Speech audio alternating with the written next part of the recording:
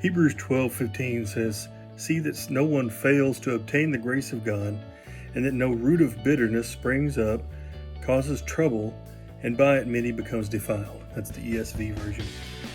We got to be careful as 21st century Americans that we don't unpack biblical metaphors according to their modern metaphor.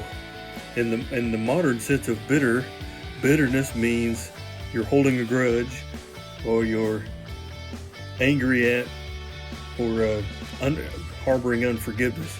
Like he had bitterness against his old granny. I just want to interject here. That's not to say that unforgiveness and bitterness is not a problem. Other scriptures bear that out. I just want to point out what the writer of Hebrews is talking about in this scripture. Well, actually, bitter means poison. That'll bear out here in a minute.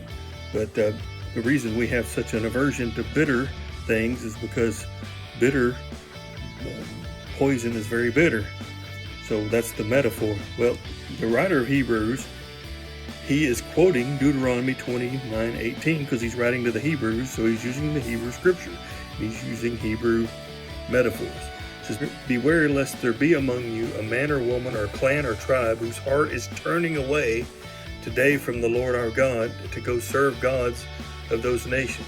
Beware lest there be a root bearing poisonous and bitter fruit."